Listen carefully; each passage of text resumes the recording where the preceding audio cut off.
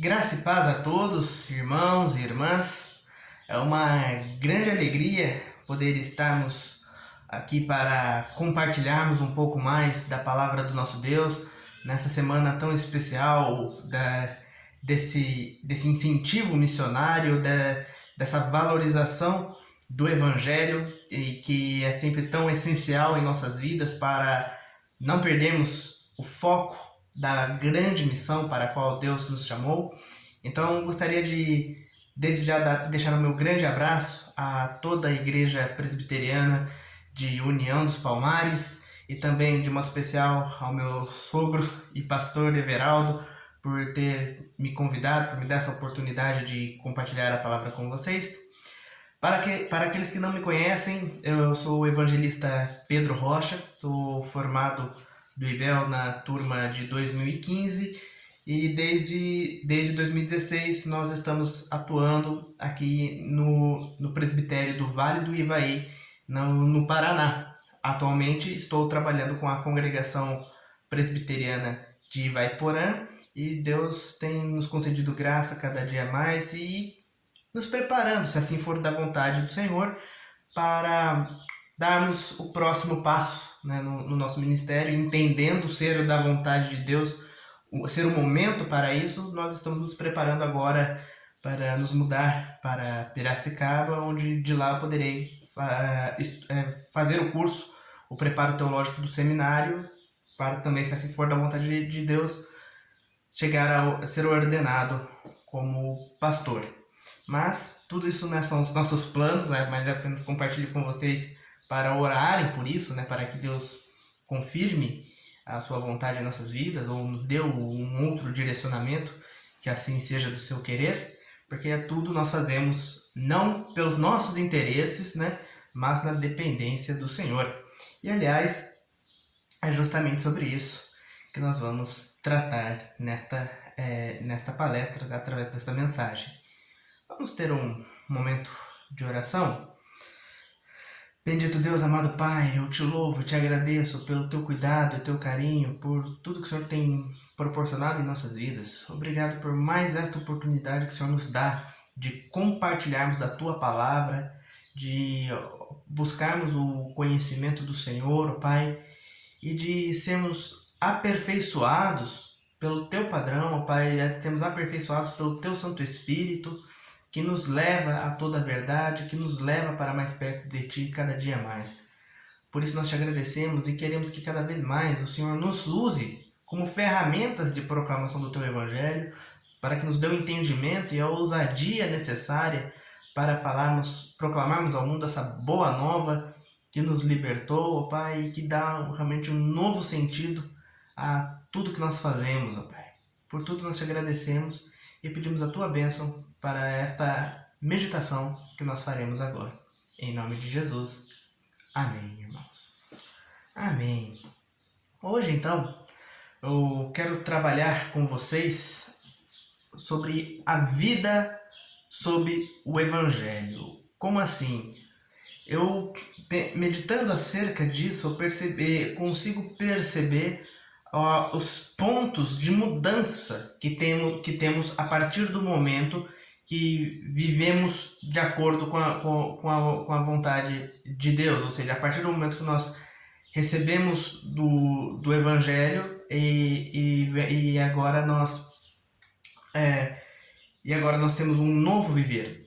Para explicar melhor, quero ler com vocês Gálatas, capítulo 2, verso 20. Diz assim a palavra de Deus, Gálatas, capítulo 2, verso 20. Logo, já não sou eu quem vive, mas Cristo vive em mim. E esse viver que agora tenho na carne, vivo pela fé no Filho de Deus, que me amou e a si mesmo se entregou por mim. Logo, já não sou eu quem vive, mas Cristo vive em mim. O viver que agora tenho na carne, vivo pela fé no Filho de Deus. O Evangelho, como já foi trabalhado ao longo dessa semana, trata-se em si da notícia, trata-se de um fato concreto, de um fato já completamente realizado e que apenas estamos disseminando, né, disseminando esse conhecimento, levando ao mundo esta notícia, né, reportando aquilo que Cristo já fez por nós lá na cruz, né? O Evangelho está intimamente ligado à encarnação do Verbo, à encarnação do Filho do Deus vivo, para dar a sua vida por pecadores como nós.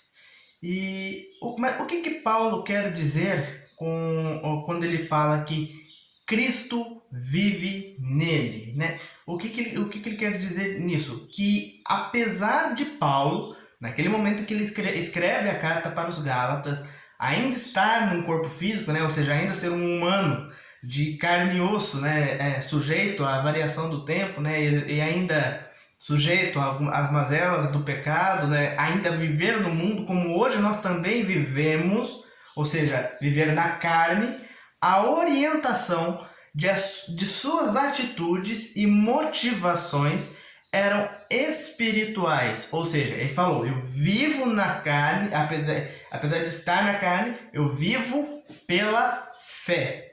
E isso aqui é um ponto interessante. Já é aqui que se aplica aquela famosa ideia de você estar no mundo, mas não ser do mundo.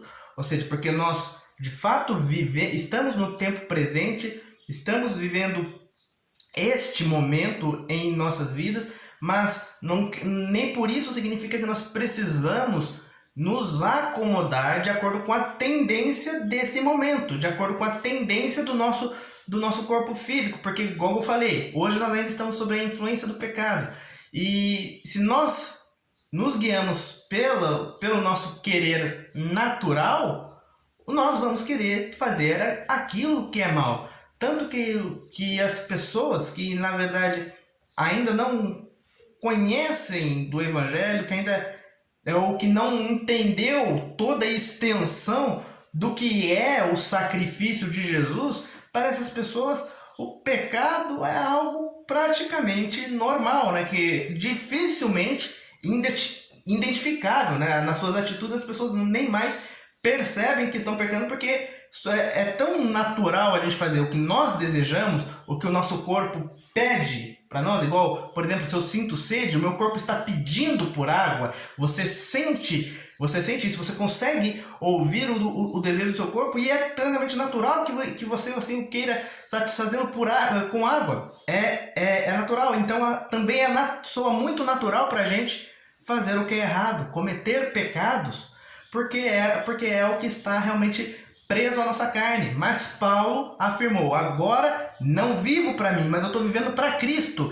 Então se eu vivo para Cristo, eu estou vivendo pela fé. Então pela fé agora eu não vou mais me adequar ao desejo natural, não vou mais andar de acordo com essa percepção terrena, mas agora eu vou andar de acordo com a vontade de Deus. Agora eu vou me pôr a uma nova disposição. Tanto é que, se a gente olha para a biografia de Paulo, isso fica muito claro. Se a gente olha o contraste do Paulo antes do encontro com Cristo a caminho de Damasco e depois, a gente vê claramente que tudo que ele fez mudou.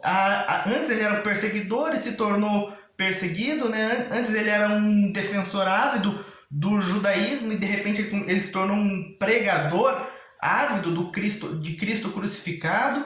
E então toda a sua dinâmica, o seu propósito existencial foi alterado a partir do momento que Paulo compreendeu o Evangelho, que Paulo entendeu as boas novas de Cristo, que Paulo entendeu o que foi o sacrifício de Jesus em sua vida. Então, da mesma maneira, é natural e, aliás, é esperado que, se o Espírito Santo de fato comunicou o Evangelho aos nossos corações, de fato nós entendemos a obra de Cristo e o reconhecemos como o Filho do Deus vivo que deu a sua vida por nós e que naquela cruz nós fomos redimidos, é natural então entender que nós também deveríamos ser transformados, que a nossa vida precisa ser mudada e que ela muda, porque o Espírito Santo opera isso em nós. Então, quero ver com vocês um pequeno contraste, que antes do Evangelho, ou seja, quando ainda estávamos cegos no nosso próprio entendimento e mortos espiritualmente, antes de Deus tocar na sua vida, né, de modo que você conseguiu olhar para Cristo, entender a sua necessidade de Deus e a necessidade que você tem de buscar os seus caminhos, ou seja, quando você ainda vivia na sua própria interpretação da vida, vamos pôr nesse sentido, como eu falei, como que nós vivíamos? Pelos nossos próprios interesses. Isso aí, então, é até comum. Na verdade, quero que vocês percebam o quanto que o ser humano é naturalmente egoísta. O ser humano é naturalmente voltado para as preocupações individuais. Ou seja, quando provavelmente você, antes de conhecer o Evangelho, o que você mais queria ser na vida? Não estou falando de profissão ou de relacionamento, não estou falando de ter um alvo definido em si, mas o que nós geralmente mais buscamos, que até hoje, aliás, a gente ainda luta contra isso, é o ser feliz. O que as pessoas mais querem? Serem felizes. Mas só que não é o feliz coletivo, é eu quero ser feliz. Eu vou buscar a minha felicidade. Vou buscar aquilo que me der prazer e contentamento. Daí as respostas são diversas para isso. Na verdade, aí a gente vai ter pessoas que buscam felicidade na carreira, que buscam felicidade no relacionamento, que buscam felicidade em entorpecentes, em coisas afins. Nós raramente pensamos que o nosso propósito, que nós não temos, aliás, o sentido de que nós devemos fazer uma comunidade, fazer com que nosso ambiente, ou até mesmo que o nosso mundo sejam felizes, seja um lugar feliz. E aí a gente podem querer contestar isso e falar, não, mas tem tanta gente aí que os ativistas do meio ambiente, os ativistas dos direitos humanos, grupo isso, grupo aquilo, outro e tudo mais, que estão buscando a felicidade coletiva. Não estão, não. Estão buscando a felicidade daquele grupo. Estão buscando o contentamento para uma minoria. Estão buscando um contentamento para uma classe. Não existe, dificilmente existe, aliás, não existe em nós o senso real, altruísta, de desejar o bem comum a todos. Nós procuramos o que nos faz bem e, sinceramente, passamos por cima de tudo e de todos até que a gente alcance isso. Essa é a nossa mentalidade sem o entendimento do Evangelho. Vamos notar isso claro. E nesse processo de uma vida egoísta, de uma vida intrinsecamente individualista, as pessoas ao nosso redor recebem importância relativa. Ou seja, você cuida e você vai gostar e cuidar das pessoas ao seu redor? Depende. Tipo, você ama as pessoas? Depende. As pessoas, sem o Evangelho, nós até podemos dizer que amamos nossos pais, que amamos nossa esposa, que amamos nossos filhos, que amamos nossos amigos, ou que nos importamos com a nossa comunidade local, mas veja como é um amor fraco, relativo e condicional. Ou seja, o marido pode até amar a mulher, mas no momento que houver um adultério ali, o amor acaba. O relacionamento se vai. Um filho pode até amar o pai, mas a partir do momento que o pai fizer algo muito grave contra o filho, o amor e o respeito acaba. Nós podemos nos importar com a nossa comunidade local, até que essa comunidade se volte contra nós. Então, o amor pela comunidade acaba. E outra, eu também só vou demonstrar amor se isso for interessante para alcançar os meus objetivos.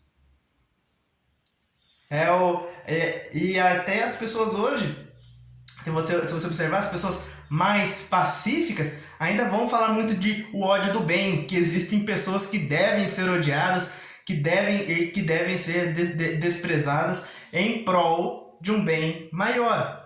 Esta é a síntese, é o caldo do pensamento anti-evangélico, do pensamento do homem natural e não do homem transformado, não do homem renovado, o homem espiritual. Porque segundo o Evangelho, o que nós entendemos? Nós entendemos que a nossa vida agora é uma vida de unidade. Gravem essa palavra. A vida sob o Evangelho é uma vida de unidade. Porque, em primeiro lugar, nós estamos unidos a Cristo. Afinal, o próprio Evangelho é a notícia do sacrifício de Cristo em nosso lugar, que é o que nos une a Ele. E é necessário que nós estejamos unidos a Cristo em sua morte e também na sua ressurreição. Ou seja, para que nossos pecados sejam lavados, era necessário que realmente tivéssemos como Cristo naquela cruz. Nós entendemos que fomos unidos a Ele. E da mesma maneira como eu e você foi unido, todos os crentes estão unidos em Cristo. E juntos uns com os outros, nós também somos um. Nas palavras do próprio Cristo, né? Nós somos um com o outro, assim como o Pai e o Cristo são um. A igreja, estabelecida pelo Evangelho, estabelecida por essa grande notícia, é um organismo vivo, é um corpo totalmente interligado e interdependente, onde cada membro necessita um do outro.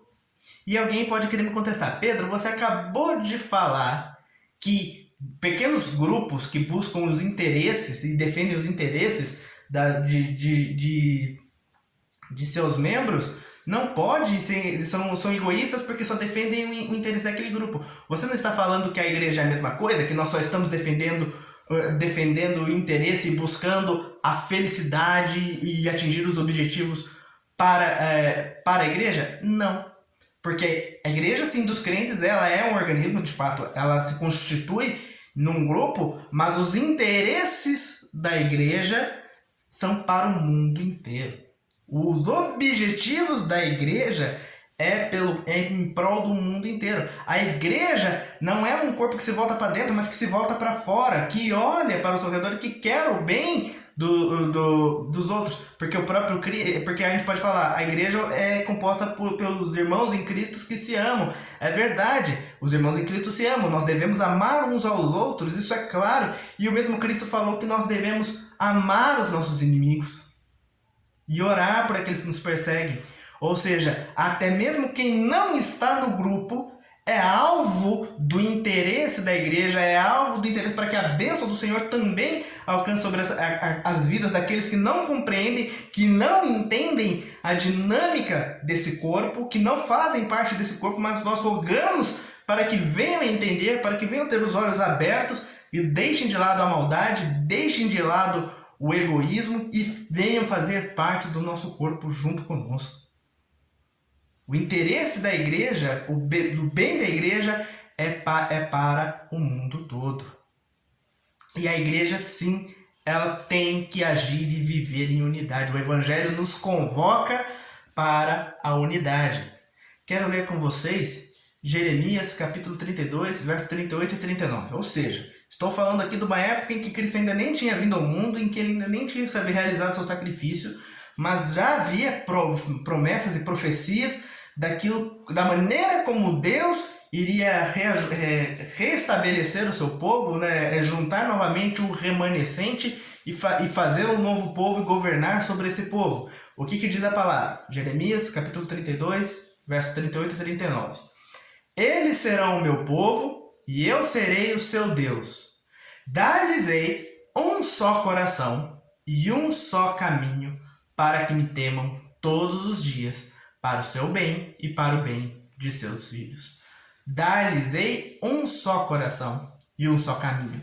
O povo resgatado por Deus, o povo unido em Cristo no seu sacrifício, na sua morte, na sua ressurreição, é um povo composto de muitos membros, muitos indivíduos ao longo de toda a história humana, mas que ainda assim é uma unidade. É um grupo que vive como um só corpo, rumando para o mesmo objetivo, trilhando o mesmo caminho. É para isso que nós somos chamados, e não para vivermos com interesses egoístas, e não para vivermos segundo o nosso próprio querer, mas temos agora um alvo comum. E um outro texto agora de Efésios, capítulo 4, verso 4 a 6, diz assim: há somente um corpo e um espírito, como também fostes chamados, numa só esperança da vossa vocação. Há um só Senhor, uma só fé, um só batismo, um só Deus e Pai de todos, o qual é sobre todos, age por meio de todos e está em todos. O único Deus é tudo, em todos, e é o que chama a igreja para uma vida conjunta, para os interesses comunitários. Isso é ser unido em um só corpo. E isso acontece a partir do momento que nós temos a percepção do Evangelho, que nós o compreendemos, entendemos o que ele faz conosco. Você sai da sua zona de conforto, você sai do seu individualismo, da pequena ilha que você vivia para si, e agora é posto dentro como membro de um grande corpo, trilhando o caminho da glória do Senhor. Agora, uma outra questão que nós podemos abordar, que também acho que ficou meio claro na introdução, é que, voltando para a nossa percepção da vida antes do Evangelho, nossa satisfação estava nos nossos próprios interesses. A gente busca nossos próprios interesses e a gente se alegrava com o quê? Com prazeres carnais. Como eu falei, né? Assim como é natural a gente sentir sede, querer saciar com água, comumente pensamos que tudo aquilo que nós desejamos é o que devemos fazer. Então, assim, para as pessoas parece tão comum assim que algumas quisessem se casar, então se casaram e com uma mulher, e assim como pareceu natural que alguns quisessem se casar com 20 mulheres, se casaram com 20 mulheres, ou homens que se envolveram com outros homens, tudo mais. Tudo isso pareceu natural porque foram desejos que fluíram dentro do coração, e não sabendo discernir se é apropriado ou se não, faz o que dá vontade. É o que faz você feliz, pode ir lá e faça. Essa é a nossa percepção. O que a gente sempre busca aquilo que a nossa carne está pulsando para que nós façamos.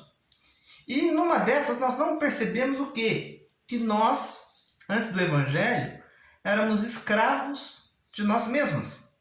Né? Por quê? Porque nós sempre estávamos condicionados a buscar o ciclo da satisfação, a buscar aquilo que faz feliz, mas de fato nós nunca encontrávamos o alvo, né? Parecia uma eterna busca a santificação. Alguém que, por exemplo, encontra o seu prazer no dinheiro, nunca vai ter dinheiro suficiente para dizer agora está bom, agora estou contente.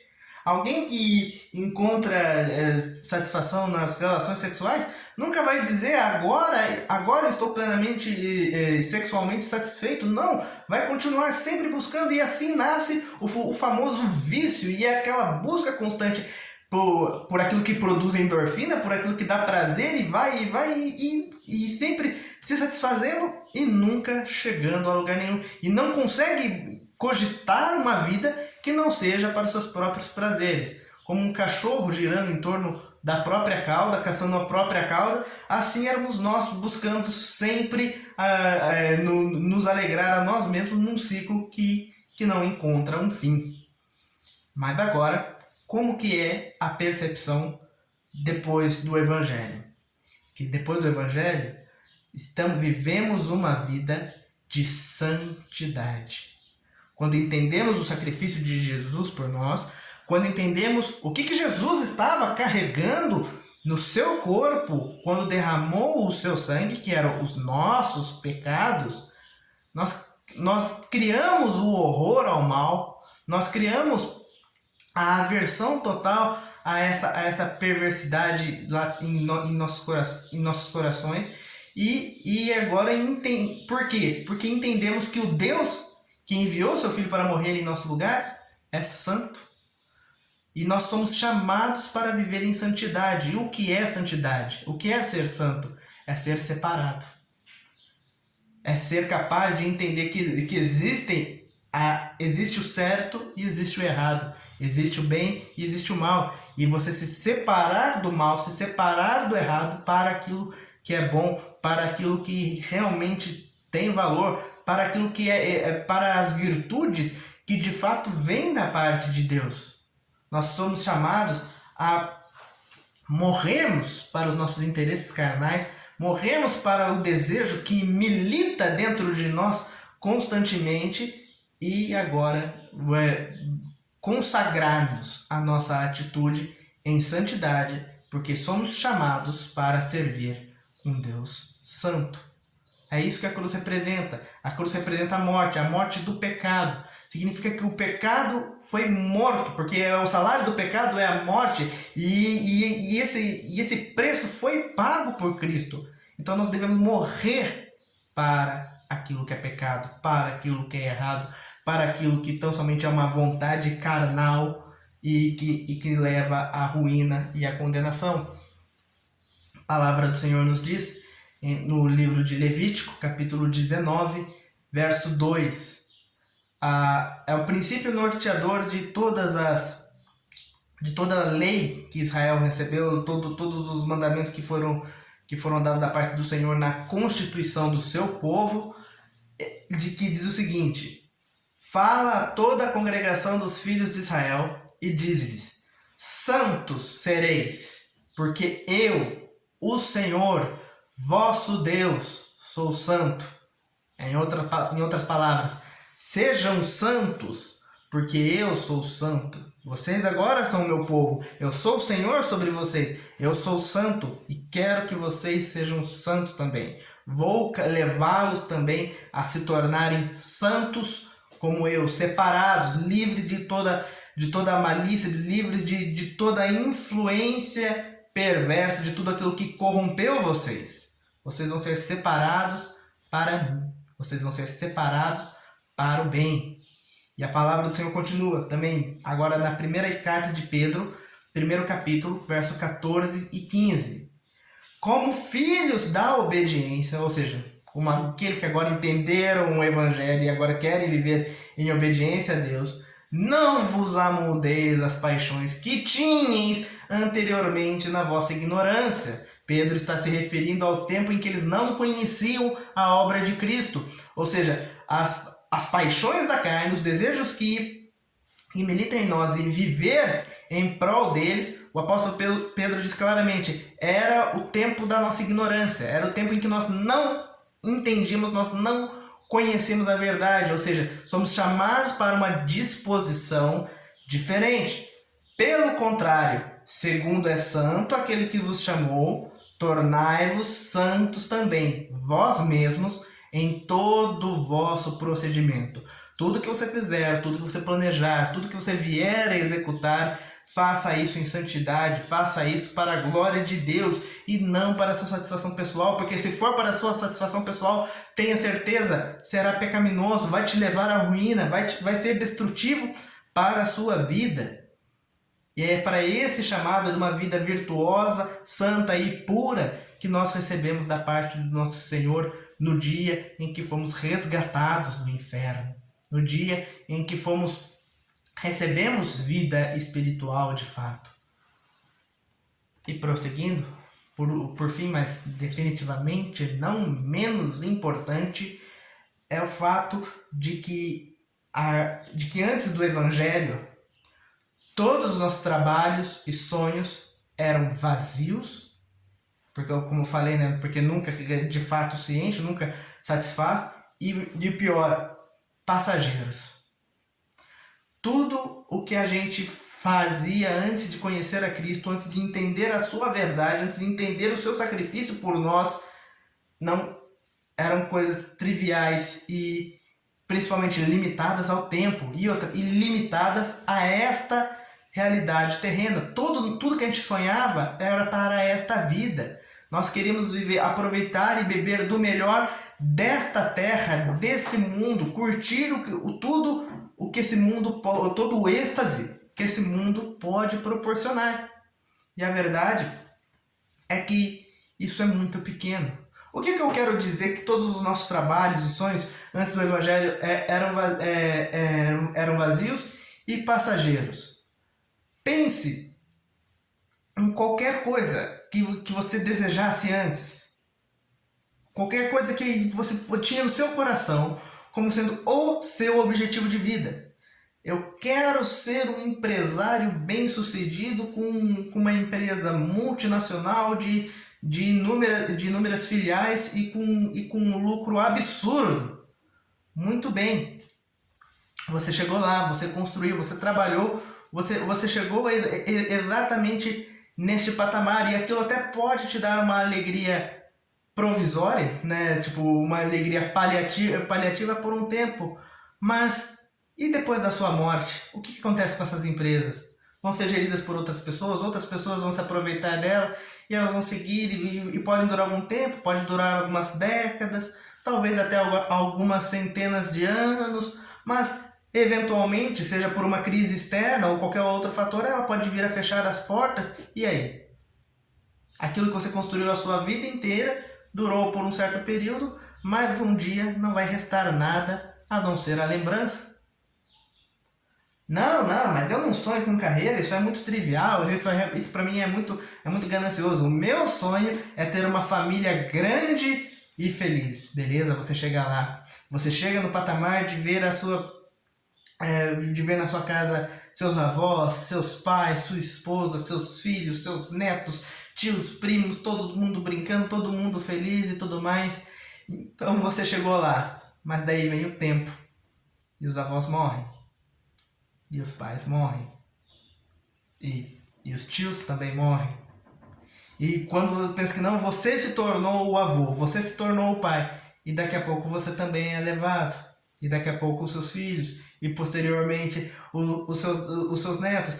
Ou seja, aquela grande família que você construiu, que foi o seu alvo, logo já não sobrou ninguém daquela época.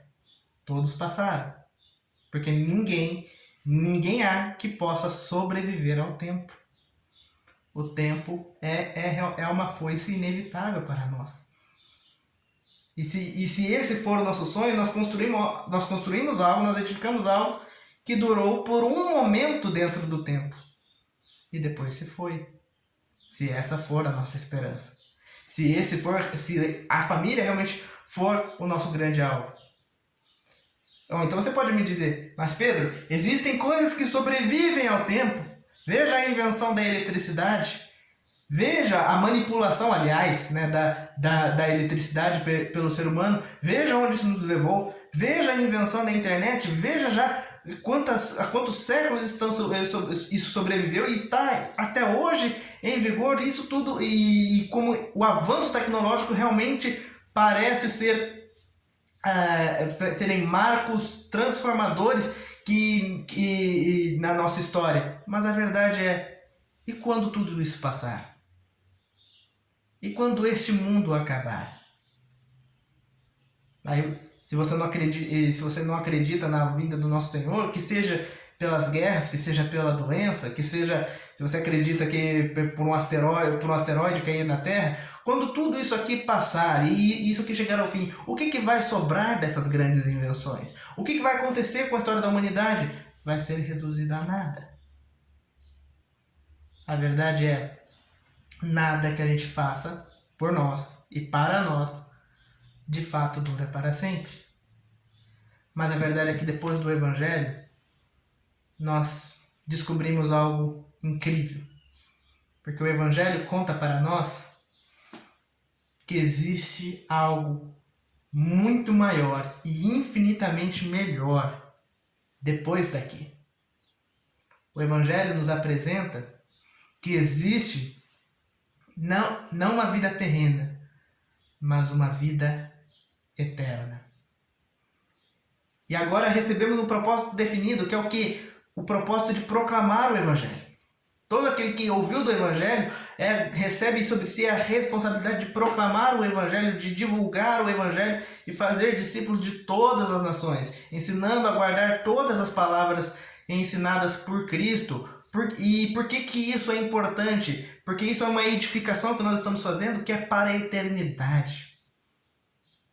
Quando nós divulgamos ou falamos do Evangelho para outras pessoas, não estamos falando de algo que o tempo vai corroer, mas quando uma pessoa verdadeiramente se converte a Cristo, ouve da palavra, recebe o Espírito Santo em sua vida e reconhece a obra de Cristo, uma alma foi tirada do inferno e essa alma agora aguarda ansiosamente pela vida eterna.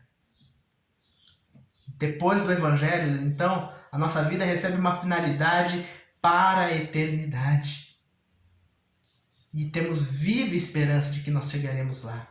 De que todo o fruto do nosso trabalho não vai ser corroído nem por décadas, nem por séculos, mas tudo aquilo que nós fazemos no Senhor, isso sim, dura para sempre. Embora estamos hoje ainda num corpo corrompido, nós semeamos hoje para colher na incorruptibilidade. Nós semeamos no corpo mortal para colher na imortalidade. E esse dia certamente chegará. Isso dá tanta certeza porque Deus não criou o ser humano para a morte. Antes da queda, nós não fomos configurados para morrer. É por isso que existe em nós, mesmo nos não crentes, a constante busca pela eternidade nos nossos feitos. Diz a palavra do Senhor em Eclesiastes, capítulo 3, verso 11. Tudo fez Deus formoso no seu devido tempo. Também pôs a eternidade no coração do homem, sem que este possa descobrir as obras de Deus, que Deus fez desde o princípio até o fim. Deus fez todas as coisas maravilhosas e colocou dentro do coração humano, de todos, o desejo pela eternidade. E é isso que todos buscam. Quando tentam satisfazer a sua carne, quando alimentam os vícios ou quando criam seus projetos, todos nós buscamos desesperadamente por esse sentimento que nós nem sequer muitas vezes nomeamos, mas é o desejo pela eternidade. É o desejo por aquilo que foi plantado em nós antes mesmo que houvesse pecado. Mas nós quando perseguimos da nossa própria maneira, jamais descobrimos a resposta. Porém, a palavra do Senhor nos diz em João, capítulo 3, verso 16. Um dos textos mais evangelísticos de todos. Porque Deus amou ao mundo de tal maneira que deu seu Filho unigênito para que todo aquele que nele crê não pereça, mas tenha a vida eterna. Cristo veio ao mundo, deu a sua vida por nós, por amor, para que todos aqueles que entenderam isso e creem no seu nome alcancem vida eterna e não sejam consumidos nem pelo tempo, nem pela condenação. Esta é a nossa vida debaixo do Evangelho. Recebemos as boas novas da salvação e se compreendemos espiritualmente essas verdades, sabemos que nossa vida foi completamente reconfigurada. Se entendemos a verdade do Evangelho, nossa vida foi reconfigurada, tanto na maneira como nós vivemos, como também nos propósitos que desejamos alcançar.